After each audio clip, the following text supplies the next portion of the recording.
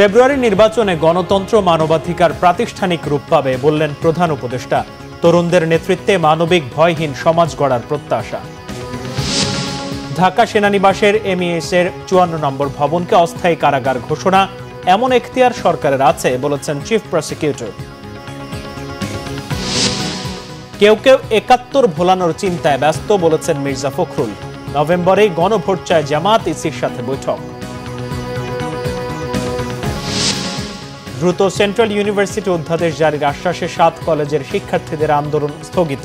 পুলিশের লাঠিপেটার প্রতিবাদে শিক্ষকদের বিক্ষোভ। দেখছিলেন ক্রাউন সিমেন্ট সংবাদ শিরোনাম।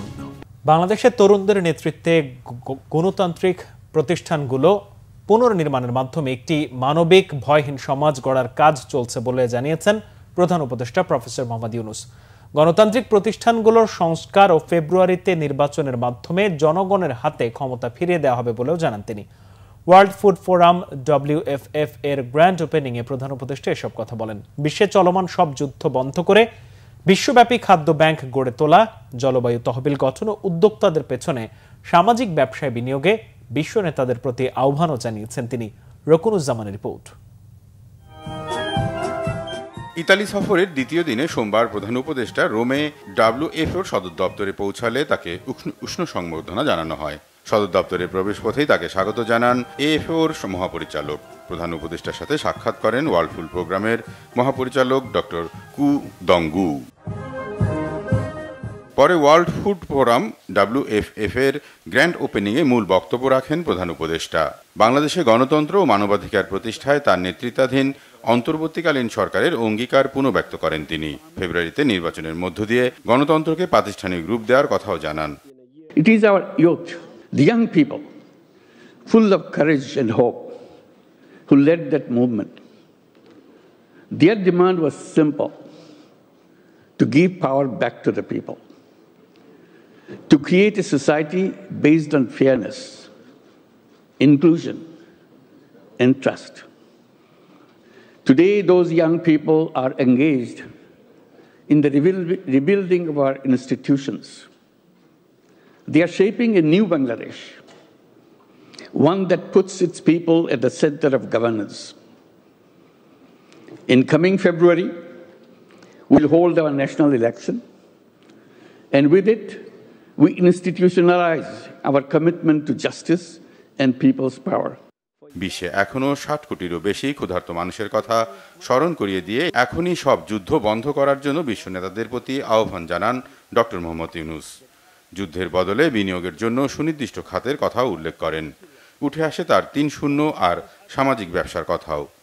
Break the hunger, conflict cycle, stop the wars, start the dialogue, ensure food access in conflict zones. Keep the promises, fulfill the SDG finance commitments, take climate action seriously, and help the most vulnerable build resilience.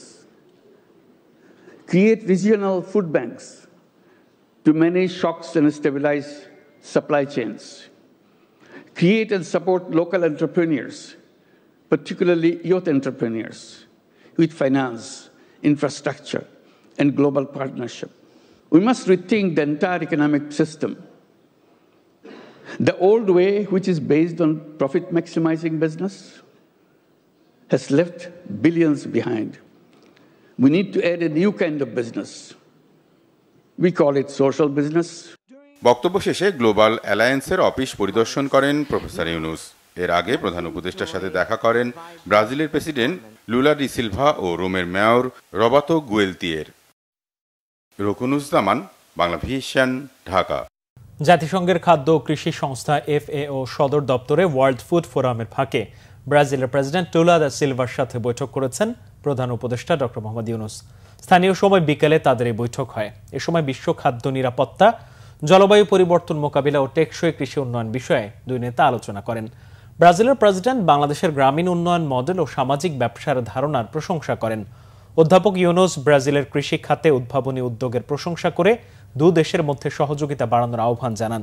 এছাড়াও প্রধান উপদেষ্টার সাথে বৈঠক করেছেন রোমের mayor Roberto ভলটেয়ারি। এ সময় দুদেশের স্বার্থ সংশ্লিষ্ট বিভিন্ন ইস্যুতে আলোচনা করেন তারা। ঢাকা সেনানিবাসের এমইএস এর একটি ভবনকে অস্থায়ী কারাগার ঘোষণা করে প্রজ্ঞাপন জারি হয়েছে। এদিকে চিফ প্রসিকিউটর তাজুল ইসলাম জানিয়েছেন, গুমের মামলায় 15 সেনা কর্মকর্তাকে কোন কারাগারে রাখা হবে তা নির্ধারণ হবে তাদের গ্রেপ্তার দেখিয়ে আন্তর্জাতিক অপরাধ ট্রাইব্যুনালে হাজির করার পর। রিপোর্ট মোবাশ্বের আহমদের। ফৌজদারি কার্যবিধি এবং প্রিজন অ্যাক্ট অনুযায়ী ঢাকা সেনানিবাসের বাসার রোড সংলগ্ন এমইএস এর 54 নম্বর ভবনকে সাময়িক কারাগার ঘোষণা করা হয়েছে। রাষ্ট্রপতির আদেশক্রমে জারি করা প্রজ্ঞাপনে বলা হয়েছে, যথাযথ কর্তৃপক্ষের অনুমোদনের পর এই সিদ্ধান্ত নেওয়া হয়েছে, অবিলম্বে তা কার্যকর করা হবে। গুমের মামলায় আন্তর্জাতিক অপরাধ ট্রাইব্যুনালে শেখ হাসিনা সহ 30 জনের বিরুদ্ধে ওয়ারেন্ট ইস্যুর পর 15 সেনা কর্মকর্তাকে হেফাজতে নিয়েছে সেনা সদর। আইন অনুযায়ী তাদেরকে গ্রেফতারের 24 ঘন্টার মধ্যে ট্রাইব্যুনালে হাজির করতে হবে। গ্রেফতারের পর তাদেরকেই ওই অস্থায়ী কারাগারে রাখা হবে কিনা তা জানানো হয়নি প্রজ্ঞাপনে। এই বিষয়ে চিফ প্রসিকিউটর জানান, সাবজেল বানানোর এখতিয়ার সরকারের আছে। যদি সরকার কোনো নির্দিষ্ট জায়গাকে সাবজেল ডিক্লেয়ার করে, সরকারের সেই ক্ষমতা আছে কোন জায়গাটাকে তারা জেল ঘোষণা করবেন, প্রিজন অথরিটির আওতায় নিয়ে আসবেন, এটা সরকারের স্বরাষ্ট্র মন্ত্রণালয়ের আওতাভুক্ত। বিভ্রান্তির সুযোগ নেই। এই আদেশটা পালনের ব্যাপারে সেনাবাহিনীর বিভিন্ন পর্যায়ের অফিসকে অবহিত করা হয়েছে। তারা কিন্তু গ্রেপ্তার করবেন না। তারা অবহিত থাকার অর্থ হচ্ছে, যখন পুলিশ এই গ্রেপ্তারি পরোয়ানাটা তামিল করতে যাবেন, তারা অবহিত থাকলে এই পরোয়ানাটা তামিল করতে তাদেরকে সাহায্য করতে পারবেন। সুতরাং অ্যারেস্টিংয়ের পাওয়ার কিন্তু আইন শৃঙ্খলা রক্ষাকারী বাহিনীর, অন্য কারণে। এদিকে জুলাই অভ্যুত্থানে হত্যার ঘটনায় শেখ হাসিনা সহ 3 আসামির বিরুদ্ধে ট্রাইব্যুনাল 1-এ দ্বিতীয় দিনে যুক্তি তুলে ধরে প্রসিকিউশন। বিচারপতি গোলাম মুর্তুজা মজুমদারের নেতৃত্বাধীন আন্তর্জাতিক অপরাধ ট্রাইব্যুনালে চিফ প্রসিকিউটর তুলে ধরেন শেখ হাসিনার 15 বছরের ফ্যাসিবাদী শাসন কায়েমের কথা। তারেক সিদ্দিকী গণভবনে 4 আগস্ট শেখ হাসিনাকে বারবার বলার চেষ্টা করেছিল যে সেনাবাহিনী যদি গুলি করে কিছু সংখ্যক মানুষ মেরে ফেলে তাহলে বিক্ষোভ বন্ধ হয়ে যাবে।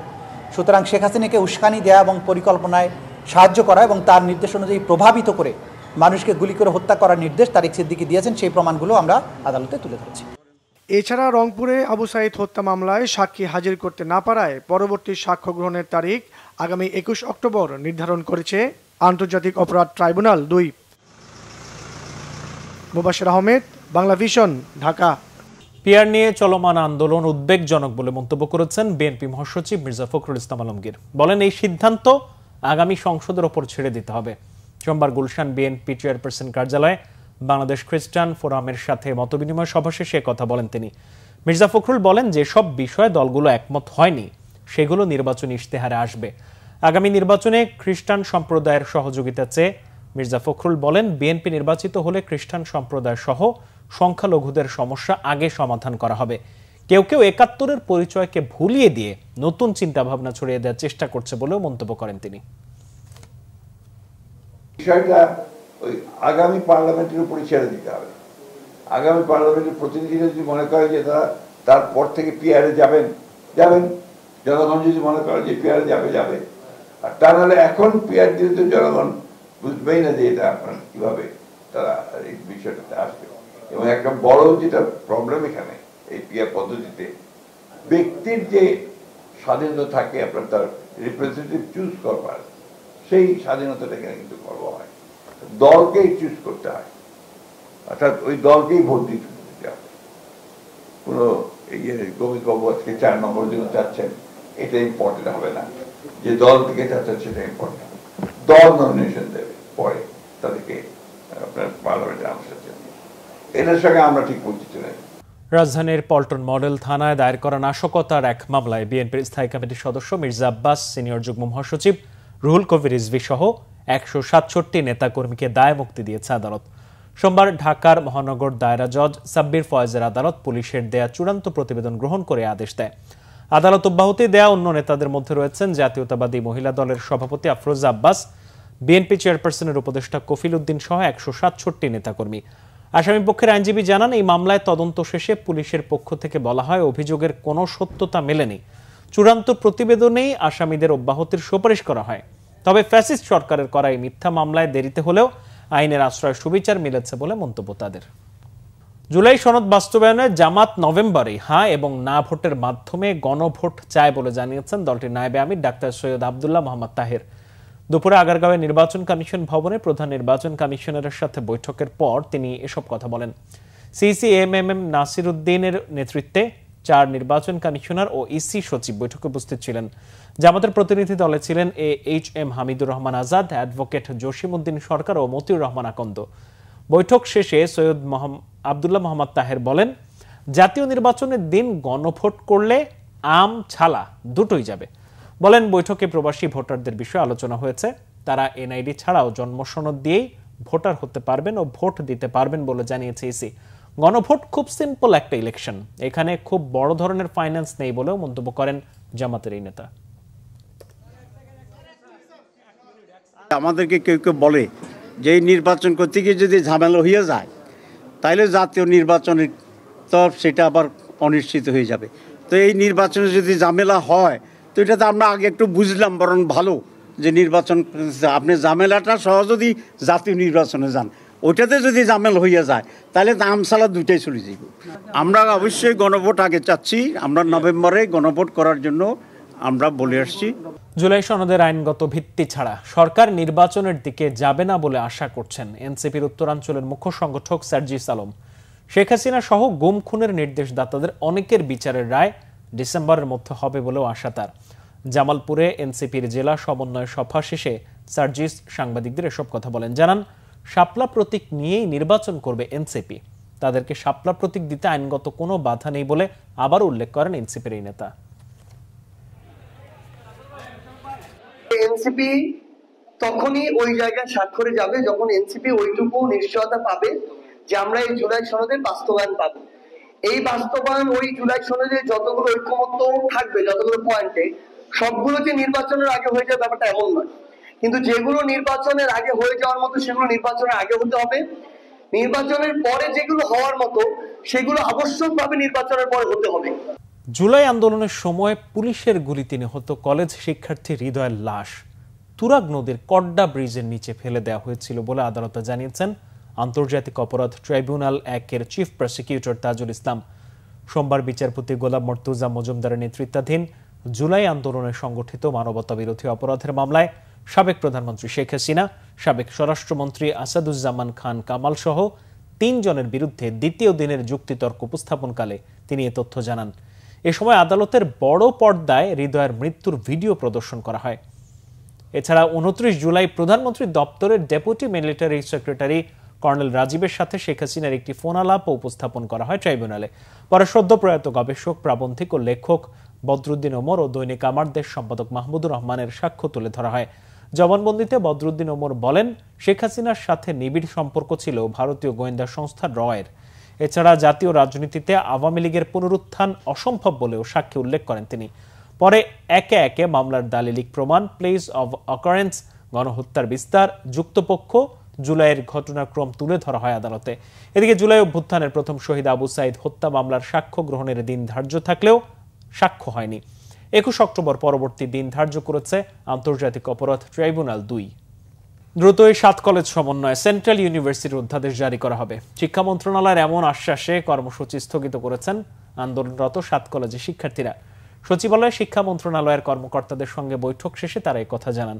এর আগে সকাল থেকেই ঢাকা সেন্ট্রাল ইউনিভার্সিটি আইন বাস্তবায়নের দাবিতে শিক্ষা ভবনের সামনে সড়ক অবরোধ করে আন্দোলন করে সরকারি 7 কলেজের শিক্ষার্থীরা। বিস্তারিত জানাচ্ছেন জিয়া খান। সোমবার বিকেল 4:45টার দিকে সরকারি 7 কলেজের 23 সদস্যের একটি প্রতিনিধি দল সচিবালয়ে প্রবেশ করে। প্রায় 2 ঘন্টা বৈঠকের পর বাইরে এসে তারা জানান আন্দোলন স্থগিত করা হয়েছে। আমরা যখন শিক্ষা উপদেষ্টা স্যারের সাথে কথা বললাম, স্যার আমাদেরকে বিভিন্ন দিক নির্দেশনা দিলেন যে অধ্যাদেশ আসলে কতদূর রয়েছে, এবং স্যারের পিএস তার সাথে আমরা দেখা করেছি, এই জন্য আমাদের অনেক সময় লেগেছে। পিএস আমাদেরকে যেটা নিশ্চিত করলো যে ভাই অধ্যাদেশ প্রায় 80% অধ্যাদেশের কাজ হয়ে গেছে, এটা তারা আমাদেরকে নিশ্চিত করেছে। এবং তারা যে অধ্যাদেশের যে রোডম্যাপ, সেই রোডম্যাপের কাগজে দেখিয়ে আমাদেরকে বলেছে যে সত্যিকার অর্থের অধ্যাদেশের দ্বিতীয় ধাপে আমরা রয়েছি, এটা ঠিক, কিন্তু অধ্যাদেশ দিতে এই দ্বিতীয় ধাপটা হচ্ছে সবচেয়ে লং ডিউরেশনের ধাপ। আনুষ্ঠানিকভাবে শুধু আজকের জন্য, যেহেতু রাত হয়ে গিয়েছে, এখানে মেয়ে শিক্ষার্থীও রয়েছে, আমরা আজকের জন্য স্থগিত ঘোষণা করলাম। এর আগে পূর্ব ঘোষিত কর্মসূচির অংশ হিসেবে সোমবার সকাল 11টার কিছুক্ষণ পর শিক্ষা ভবনের সামনে অবস্থান কর্মসূচি শুরু করেন সরকারি 7 কলেজের শিক্ষার্থীরা। শিক্ষা ভবনের সামনে সচিবালয়ে যেতে চাইলে পুলিশ তাদের আটকে দেয়। গেল 26 মার্চ 7 কলেজকে আলাদা করে ঢাকা সেন্ট্রাল ইউনিভার্সিটি নামে একটি আলাদা বিশ্ববিদ্যালয় করার ঘোষণা দেওয়া হয়, কিন্তু এতদিনেও সেই ঘোষণার কোনো বাস্তবায়ন না হওয়ায় তাদের এই অবস্থান। চূড়ান্ত অধ্যাদেশটা এখন পর্যন্ত দেয় না এবং এক্সাক্ট ডেটটা যে আসলে কবে দিবে এই জন্য ডেটটাও আমাদের এখন পর্যন্ত দেওয়া হয় না। কারণ দেখা যায় বিগত 1 বছর যাবত আমরা যারা আন্দোলন করি বা সাধারণ শিক্ষার্থী তারা বিভিন্নভাবে প্রেশার ক্রিয়েট করতেছে। মেন কথা হলো আমাদের আজকের ভিতরে অধ্যাদেশ এটা জারি করতে হবে। আমাদের অনেক টালবাহানা করতেছি, আমরা এই শিক্ষা নিয়ে বাণিজ্য চলতে দেব না। ঢাকা বিশ্ববিদ্যালয়ে যখন আমাদেরকে আওতাভুক্ত করা হয়েছিল, করার পরেই দেখতে আমরা বিভিন্ন বৈষম্য আমরা শিকার হয়েছি। আমাদের দীর্ঘদিন আমাদের রেজাল্ট দিতে অনেক দেরি হইতো। বিভিন্ন বৈষম্য সরকার দেখেই একটা বিবেচনা করে আমাদেরকে ঢাকা কেন্দ্রীয় বিশ্ববিদ্যালয় আমাদেরকে দিয়েছে। শিক্ষার্থীদের অভিযোগ এর পেছনে একটি সিন্ডিকেট কাজ করছে। শিক্ষা ক্যাডারদের একটা হাত আছে, তারা ষড়যন্ত্র করতেছে যাতে 7 কলেজ কোনোভাবেই যাতে সেন্ট্রাল ইউনিভার্সিটি হতে না পারে। হ্যাঁ, তাদের একটা ভয় আছে, চাকরির ভয় আছে। শিক্ষা ক্যাডারের কিছু শিক্ষকরা আন্দোলন করে আমাদের এই অধ্যাদেশটা একটু করে রাখছে আর কি, হ্যাঁ স্থির করে দিয়েছে। 12 অক্টোবরের অধ্যাদেশ জারি করে না এবং এরই মতো তারাও 2 থেকে 3 বার আশ্বাস দেয় যে আমরা অধ্যাদেশ জারি করব। এরকম যখন জারি না করে তারা এখন বিশিষ্টজনের মতামত নেওয়ার জন্য একটি সময় নির্ধারণ করে দিচ্ছে। আমরা বিশ্বাস করি শিক্ষার্থীরা যে এই সময়টা হচ্ছে কালক্ষেপণ করা। শিক্ষার্থীদের আন্দোলন চলাকালে শিক্ষা ভবন হয়ে সচিবালয়ে প্রবেশ ও বের হওয়ার পথে সব ধরনের যান চলাচল বন্ধ হয়ে যায়। জিয়া খান, বাংলা ভিশন, ঢাকা। বাড়ি ভাড়া প্রদান, চিকিৎসা উৎসব ভাতা বৃদ্ধির দাবিতে ডাকা কর্মসূচিতে পুলিশের লাঠি পেটার প্রতিবাদে কেন্দ্রীয় শহীদ মিনারে বিক্ষোভ কর্মসূচি পালন করছেন বেসরকারি শিক্ষা প্রতিষ্ঠানের এমপিওভুক্ত শিক্ষক কর্মচারীরা। তাদের 3 দফা দাবি মানা না হলে তা 1 দফা দাবিতে পরিণত হবে বলে হুঁশিয়ারি দিয়েছেন আন্দোলনরত শিক্ষকরা। শিক্ষা উপদেষ্টার পদত্যাগ দাবি করেন তারা। শিক্ষকরা বলেন, অন্তর্বর্তী সরকার শিক্ষক কর্মচারীদের নিয়ে টালবাহানা করছে। সারা দেশের 30,000 এমপিওভুক্ত স্কুল, কলেজ, মাদ্রাসা ও কারিগরি শিক্ষা প্রতিষ্ঠানে প্রজ্ঞাপন জারি না হওয়া পর্যন্ত লাগাতার কর্মবিরতি চালিয়ে যাওয়ার ঘোষণা দেন তারা। এদিকে শিক্ষকদের কর্মসূচিতে হামলার প্রতিবাদে দেশের সব এমপিওভুক্ত বেসরকারি শিক্ষা প্রতিষ্ঠানে অনির্দিষ্টকালের কর্মবিরতি শুরু চলছে।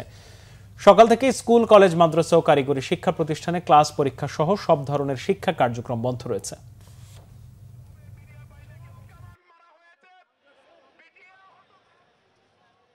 একজন টিচারের 20% বাড়ি ভাড়ার জন্য আন্দোলন করতে হয়, আর সেখানে বিনা উস্কানিতে এই নিরীহ শিক্ষকদের উপর যে অমানসিক নির্যাতন করা হয়েছে, বিনা উস্কানিতে তাদের উপর টর্চার করা হয়েছে এবং তাদেরকে হসপিটালে পাঠানো হয়েছে, এটা কোনোভাবে আমরা বাঙালি জাতি হিসেবে এটা মেনে নিতে পারি না। প্রথমত জাতীয়করণ চাই, তারপর 20% যে বাড়ি ভাড়া দাবি করছি এবং সাথে চিকিৎসা ভাতা 1500 টাকা দাবি করছি, উৎসব ভাতা দাবি করছি, এগুলো আমাদেরকে দিতে হবে। কিছু আমলাতান্ত্রিক দালাল রয়েছে যারা আজকে তাদের নড়ে চড়ে বসতে পারে, যার পরিপ্রেক্ষিতে আজকের এই শিক্ষক সমাজের উপরে আমাদের অত্যাচার শুরু করেছে। যেভাবে শিক্ষকবৃন্দকে অপমান অপদস্থ করা হয়েছে, শিক্ষকদেরকে লাঠি পেটা করা হয়েছে, শিক্ষকদের দাড়ি ধরে টানা হয়েছে, এই শিক্ষক সমাজ আর বসে থাকতে পারে না। সারা বাংলাদেশের 64টা জেলায় সকল ক্লাস বর্তমান আছে এবং এই শহীদ মিনারে লক্ষাধিক শিক্ষক উপস্থিত আছে।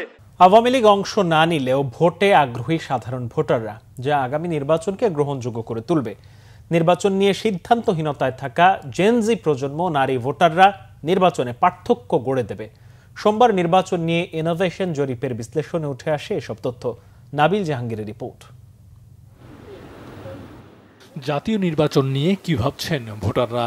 এ নিয়ে মার্চ ও সেপ্টেম্বরে 2 দফা জরিপ চালায় ইনোভেশন। প্রায় 10,000 ভোটারের উপর করা এই জরিপে উঠে আসা তথ্য নিয়ে সোমবার রাজধানীর বিডিবিএল ভবনে আলোচনা সভার আয়োজন করা হয়। ফলাফল বিশ্লেষণ করে সংস্থাটির ব্যবস্থাপনা পরিচালক বলেন, জরিপে অংশ নেওয়া অধিকাংশ ভোটার মনে করেন অবাধ এবং সুষ্ঠু জাতীয় নির্বাচন আয়োজন করতে সক্ষম হবে অন্তর্বর্তী সরকার। বাংলাদেশের মানুষ আসলে একটা সুষ্ঠু, সাধারণ, স্বাভাবিক নির্বাচনের দিকে তাকিয়ে আছে, এটা আমরা দেখতে পাচ্ছি। রাজনৈতিক দলগুলোর জন্য একটা ওপেন মার্কেট আছে।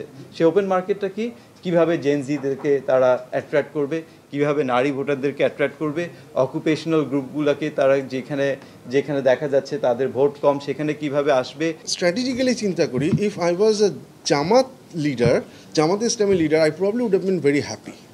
আমি বেশ হ্যাপি থাকতাম। If I was a Awami League leader, আমি হ্যাপি না হলেও I would more or less satisfied থাকতাম।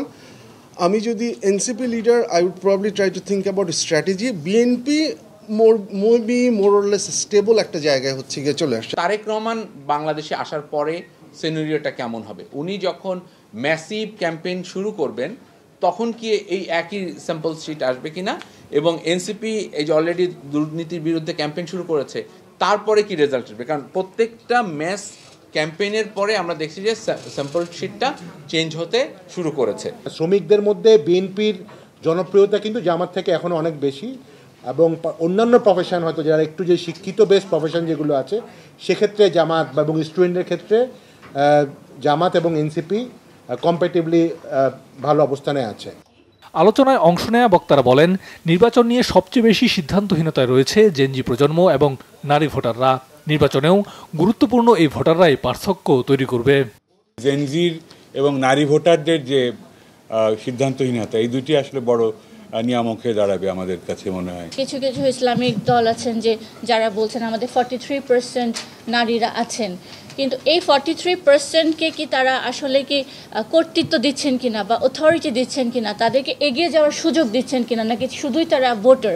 স্পেসিফিক্যালি নারীরা কি চাচ্ছে? যেহেতু অন্তর্ভুক্তিকরণের কথা বারবার আসছে, নারীরা কি বলেছে স্বাস্থ্য দরকার, স্বাস্থ্য সেবা দরকার। কি বলেছে? আমার বাচ্চার স্কুল দরকার। কি বলেছে? যে আমার কর্মসংস্থান দরকার, আমার পেটে ভাত দরকার। নির্বাচনের আগে বিভিন্ন ঘটনা প্রবাহ এবং রাজনৈতিক দলগুলোর ক্যাম্পেইন জনগণকে প্রভাবিত করবে বলে মনে করেন আলোচনায় অংশগ্রহণকারীরা। নাবিল জাহাঙ্গীর, বাংলা ভিশন, ঢাকা। বোতলজাত সয়াবিন তেলের দাম প্রতি লিটারে 6 টাকা বাড়িয়েছে ব্যবসায়ীরা। একই সাথে প্রতি লিটার পাম অয়েল 13 টাকা এবং খোলা সয়াবিন তেলের দাম 3 টাকা বাড়ানো হয়েছে।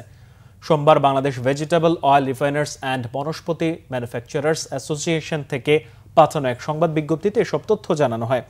নতুন দাম অনুযায়ী প্রতি লিটার বোতলজাত সয়াবিন তেলের দাম 189 টাকা থেকে বেড়ে 195 টাকা, খোলা সয়াবিনের দাম 3 টাকা বাড়িয়ে 177 এবং পাম অয়েলের দাম 13 টাকা বাড়িয়ে 163 টাকা নির্ধারণ করা হয়েছে। এছাড়া 5 লিটারের বোতলজাত সয়াবিন তেলের দাম নির্ধারণ করা হয়েছে 945 টাকা। গত অগাস্টে ভোজ্য তেলের দাম নির্ধারণ নিয়ে সরকার ও বাণিজ্য মন্ত্রণালয়ের মধ্যে টানাপোড়েন তৈরি হয়। প্রতি লিটার সয়াবিন তেলে ব্যবসায়ীরা 10 টাকা দাম বাড়ানোর প্রস্তাব করলে বাণিজ্য মন্ত্রণালয় তাদের মাত্র 1 টাকা বাড়ানোর অনুমতি দেয়। সরকার সুষ্ঠু নির্বাচন দিতে প্রস্তুত জানিয়েছেন ধর্ম উপদেষ্টা আফামক খালিদ। তিনি বলেন, টাকা লুট করেননি, পালানোর দরকার নেই, সেফ এক্সিটের কিছুই নাই। সোমবার সচিবালয়ে সাংবাদিকদের প্রশ্নের জবাবে এসব কথা জানান ধর্ম উপদেষ্টা। আন্দোলনকারী ছাত্রদের সাথে সরকারের দূরত্ব নেই মন্তব্য করে তিনি বলেন, যথাসময়ে নির্বাচিত সরকারের কাছে দায়িত্ব হস্তান্তর করা হবে। কথা বলেন সরকারি প্রাইমারি স্কুলে সঙ্গীত শিক্ষক নিয়োগের বিষয়েও জানান, স্কুলে ধর্মীয় শিক্ষকের সংখ্যা নিয়োগে তিনি সরকারকে পরামর্শ দিয়েছেন। আরেক প্রশ্নের জবাবে ধর্ম উপদেষ্টা জানান, 990 হজ এজেন্সির প্রায় 38 কোটি টাকা হজ ওমরা খাতে অব্যবহৃত ছিল, যা ফেরত দেওয়া হয়েছে। জানান, এ পর্যন্ত 60,000 জন হজে যেতে নিবন্ধন করেছেন। সংবাদ শেষ করব ক্রাউন সিমেন্ট শিরোনামগুলো আরো একবার জানিয়ে।